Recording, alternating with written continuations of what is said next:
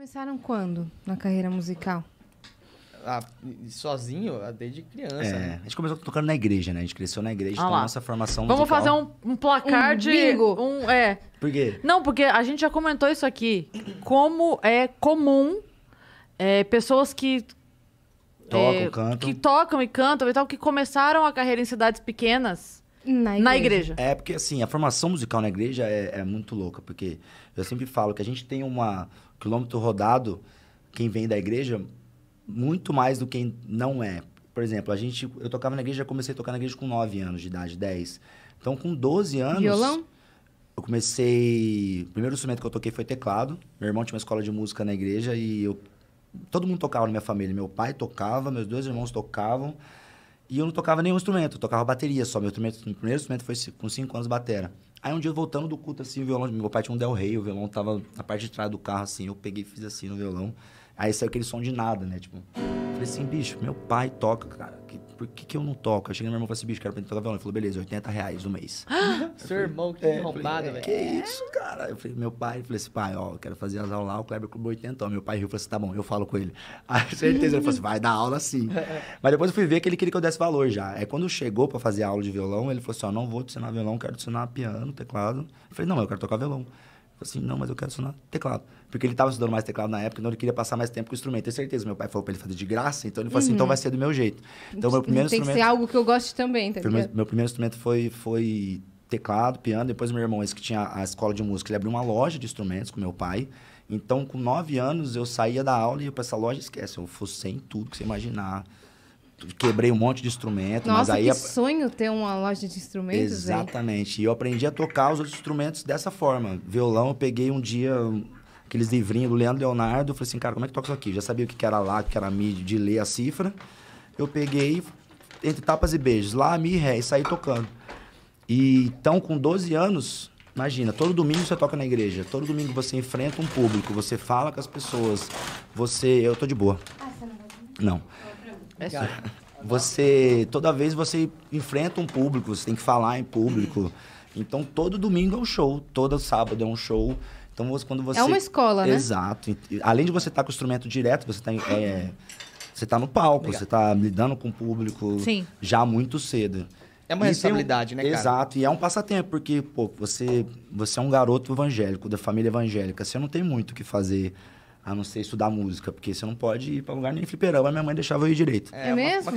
Naquela época a criação nossa era mais rígida, né, cara? Ainda mais veio da 20, veio da igreja batista e metodista, São então... bem tradicionais, assim, e tal. Mas é muito não era louco de ir pra festa e tal. E a igreja, cara, tocar na igreja, cantar na igreja, faz você desenvolver uma percepção musical diferente. Uma percepção muito grande.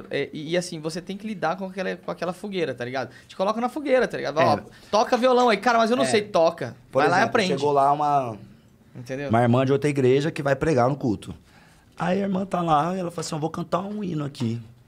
Só que você não sabe que hino que é, de onde tá saindo a música, tá acontecendo. Aí o pastor fala, vai, enche o obediente, vai, toca. Aí a mulher começa a cantar, você tem que acompanhar ela. E isso acontece muito. Tá com sol, lá. Isso acontece muito. Por isso que os músicos de igreja são muito bons de ouvido, assim. Porque acontece isso o tempo todo, a todo momento. São jogados ali pra eu gosto quando tá a pregação, assim, aí a pessoa só dá escolhe 3 acordes ali e fica só fazendo... É engraçado que isso foi uma evolução até dentro da igreja, porque a minha igreja era tão tradicional que os pastores não gostavam disso. Aí começou... De musicalizar a pregação. Isso, aí começou com o tempo, aí começou a rolar uma coisa ou outra, aí vinha um pastor de fora que pedia pra fazer isso, aí o pastor ia mudando a cabeça. O meu pastor era o tipo do pastor que não podia ter bateria na igreja. Ah, tá. Isso aí foi uma luta, isso foi uma luta. O meu não podia percussão. Não podia falar mesmo. Coisa de outra religião. Olha aí que doideira, cara. Caramba, velho. Graças a Deus, até isso, até essas religiões aí, vamos supor, careta, né, que... é a nossa, mas por muito tempo foi muito careta, por ser muito tradicional, elas estão evoluindo também, a começar por isso. Vocês mudaram? Hoje vocês mudaram, assim, em relação à religião? Vocês creem em outras coisas? Não, a gente continua... nós somos cristãos, né? É que assim, mas cara, não vai nem na igreja mais. Eu sempre fui muito questionador. Eu também. Né? Lá dentro da igreja, eu vi algumas coisas que pra mim não fazia muito sentido. Muita doutrinação. É foda. É muito foda isso, porque cada um tem uma percepção dentro da igreja e se sente bem, tá tudo certo, beleza. Eu não me sentia muito bem. Então, eu não me permitia experiências e tudo mais, sabe? eu não me permitia aprofundar muito na minha própria religião lá, porque eu falava assim, pô, cara, mas eu tô fazendo uma coisa que meus pais pediram pra eu fazer, eu nem curto muito isso. Ligado? Eu curtia muito por causa da música, aquilo lá. Eu tenho certeza que eu evoluí e que, assim, existe a mão de Deus ali, né? Pra você se capacitar e falar assim, ó, vai lá, vou te ensinar e eu vou te facilitar as coisas. Mas, assim, eu nunca me entreguei demais, assim. Então, eu fui me afastando aos poucos. Porque eu achava umas paradas muito... Tipo, muita coisa de homem, falando isso, pra isso homem, que eu ia falar, assim, é tá coisa ligado? os homens, de homem, né? Não de homem e mulher, mas tipo, ser humano falando pra ser humano. Tipo, mano, faz isso, não pode beber, não pode fazer isso, não pode fazer... Mas quem que tá falando, tá ligado? É tipo o rótulo da Coca-Cola é do demônio. Cara, cala a boca. Eu falava assim, eu tinha com 14 anos, falava assim, mano, tipo, não escuta Legião Urbana porque os caras... Falei, velho, era umas paradas pelo amor assim. de Deus, cara. Meio bizarro, né? Eu me decepcionei muito com os homens também. Com os homens, tá ligado? Tipo, não com a minha própria experiência com Deus ou meu relacionamento com ele, em orações e tal. Mas algumas coisas que eu não me agradava, assim. Eu fui me afastando por si só. Eu fui aprender isso aí depois de muito tempo, me ligar em relação a isso. Porque realmente os homens são falhos, né? E na igreja não vai ser diferente. Lá os próprios pastores estão pregando que nós somos pecadores, etc. Então eles têm direito a errar também. Mas eu tive muita decepção em relação aos meus pais. O que fizeram com meus pais dentro da igreja, assim, quase uma exploração, assim. E eu fico bem sentido. Depois você vai ficando mais velho, como... Meu pai se converteu, eu tinha 1 ano de idade. Meu pai era da resenha, igual a gente. Festa, amigo pra caralho, aquelas coisas. Uma semana antes do meu aniversário de 1 ano, meu pai se converteu. Então imagina, você chega na casa do aniversário de um amigo seu, que é da bagunça, da cachaça com os amigos, aí chega lá, não tem. Ele trocou toda a cachaça da festa pro refrigerante, todo mundo ficou em choque. Mas isso aproximou a gente da igreja e da música. Sim. Mas durante esses anos todos, eu fui obediente, você vê as coisas acontecer e tal. Mas aí quando você vai ficando mais velho, você vê, cara, olha o tanto de coisa que fizeram com meus pais. Os meus pais, que eu já falei isso pra eles, hoje já tenho mais liberdade, demorei pra falar, mas depois com os anos eu falei. Eles deixaram de cuidar da família por causa da igreja. De cuidar das coisas da família, de cuidar da família, de cuidar dos negócios da família pela igreja. Aí eu falo pro meu pai que depois de ano passado, ano retrasado, eu fui lá pra Campo Grande, a gente tinha um almoço de família num domingo. A gente começando a comer, aí minha mãe fala assim, porque seu pai tá chateado com o pastor tal. Cara, eu tava comendo o seu texto. Eu falei, não é possível, gente. Depois de 20 anos eu vou sentar aqui no domingo do almoço e o assunto é o mesmo, que vocês estão chateados com tal pastor. Troca de igreja, cara. Até hoje, né? Você vai ficar sofrendo até quando? Não vai na igreja. Troca de igreja. Aqui da casa. Aí eu falei assim, esse dia eu falei assim, pô, pai, o seu galardão no céu...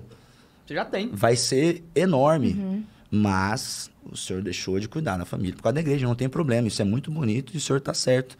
Só que, pô, para de sofrer, já chega. Sim, vamos olhar pra frente. Eu, desde muito adolescente, eu sou da igreja católica, né? Criada na igreja católica. Então eu fiz a primeira comunhão, a crisma, aquela coisa toda, e frequentava grupo de jovens, então eu me criei assim. E durante muito tempo essa era a minha vida, ir pra retiro e tudo mais. Nossa. Muito. É muito boa esse ambiente, é incrível também. É maravilhoso. Mas assim, é aquilo que a gente estava falando um pouquinho antes aqui fora do ar. É uma evolução até dentro da própria igreja, as coisas que vão acontecendo. Então, aí o que aconteceu? Eu casei e aí eu me separei. Quando eu me separei, tá? Aí você imagina, eu tinha todos os meus amigos ali do grupo de jovens que eram os meus amigos. E aí veio a coisa de, você não pode mais comungar. Você não pode, você não, sei o quê. Aí eu falei, engraçado, porque o dízimo eu posso pagar, né? Mas a comunhão, eu sou igual aqui, não sou igual aqui. Enfim, e aí eu tinha ido atrás para resolver isso de forma oficial dentro da igreja, porque existe uma forma de você pedir a anulação, mas aí você manda, é um processo que tem que ir para Roma e não sei o que, não sei o quê. Meu Deus aí, do céu, não, cara. Até isso tudo tava ok. Quando eu fui atrás para ver, porque eu era muito jovem e porque não fazia mais sentido e tal. Aí me falaram, na época, minha filha devia ter acho que 2 anos. Quando eu fui atrás disso, minha filha tá com 21. Então imagina quanto tempo faz. Na época falaram pra mim, é 5 mil reais. Eu falei, o quê, querido? Nossa, 5 mil reais eu vou pessoalmente lá ver o Papa. Exatamente. Eu levo pra ele o papel pra ele assinar. Na época? Você vê, cara. Aí eu fiquei muito chateada com essa postura. Que loucura. Porque era uma questão, tipo assim, eu não era mais benquista de maneira igual, entende? Perfeito. E aí eu tava conversando com um amigo meu, que na época era ministro da Eucaristia, então ele era bem ativo, né, dentro da igreja. E aí ele falou pra mim assim, eu conversando com ele, falei, olha, eu não posso acreditar... Porque Deus é pai. Pra mim, Deus é pai. Ele não é meu chefe, ele não é meu dono, ele é meu pai. Pai tem sentimento. O pai não te dá ordem e não te dá bronca porque ele te odeia. Ele te dá ordem, te dá bronca porque ele quer o melhor pra você. Isso. Então eu falei assim, se o meu pai aqui de carne e osso, meu pai que foi lá comeu minha mãe e eu nasci, esse cara... Se este cara, que é um ser humano tão falho quanto qualquer outro ser humano, me ama a ponto de aceitar as minhas decisões e apoiar que eu seja feliz do meu jeito, como é que eu posso entender que Deus, que é o amor maior, vai olhar pra mim e falar, você é assim? Não te amo mais. Esquece. Não, você isso resumiu... acabou lá no Velho Testamento. Entende? Porque aí eu tô... Se eu pensar isso, eu tô questionando o amor de Deus. Exato. Não, com certeza. E às vezes os Você tá querendo homens questionar o amor de Deus? faz você pensar isso, tipo... Como Sendo assim? que eles que estão fazendo as regras. Desde que você não esteja fazendo mal pra outra pessoa... Sabe? Eu não tô falando, Deus me apoia porque eu quero matar alguém. Não. Eu tô falando assim, a gente não estava feliz, o casamento acabou, ele formou outra família, eu segui a minha vida e tá tudo bem. Como é que eu vou acreditar que Deus condena isso? Não tem como. Uma coisa que aconteceu na igreja quando eu era moleque, quando eu comecei a revoltar. Uma menina engravidou de um outro menino da igreja, 2 adolescentes. Cara, a igreja crucificou, né? Aquele lance todo. Aí um dia, domingo, às vezes domingo de manhã tem a escola bíblica dominical, aquelas coisas todas. Aí depois, às vezes, alguns domingos tinha a assembleia da igreja, né? Aí tem que estar o quórum, todo aquele lance. Fizeram uma assembleia pra chamar a menina na frente da igreja. Não pra ela foi lá na frente, teve que pedir perdão, aquele lance todo. Não. E ela foi retirada do hall de membros da igreja por causa disso. Eu lembro que eu tinha acho que uns 13 anos. Eu lembro que eu entrei no carro e falei assim, eu tava indignado, moleque. Eu falei assim, cara, como que vocês fazem isso com a menina? A menina foi humilhada.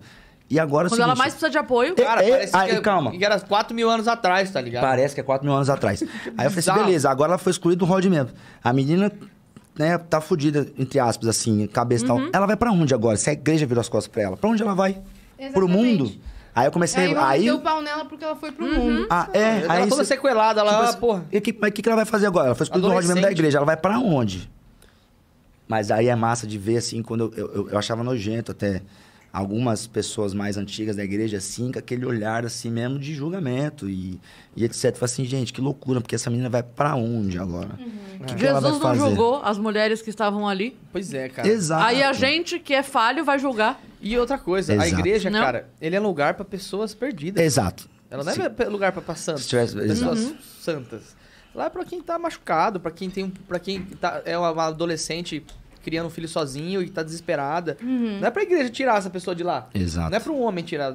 Cara, é isso que fudeu toda a minha quando cabeça. ela mais precisa estar lá. Exatamente. E aí foi exatamente isso, cara. Foi uma série de coisas. Falei, mano, desculpa, pai, mãe, isso não é pra mim. O dia que eu revoltei pra sempre, assim, quando eu falei assim, agora esquece. Mas assim, eu mudei de igreja, melhorou, né? Quando eu fui pra terceira igreja batista, melhorou, que tinha o meu pastor lá, o pastor Edwin, que era totalmente diferente até hoje, gente boa pra caramba, hoje é o meu pastor, ele. Chegado. Aí, cara, bodas de prata dos meus pais. Eu tinha uns 14. Aí eu tava de banco, por alguma coisa que eu tinha feito na igreja lá. Aí você não pode tocar no louvor. Você fica meio de castigo.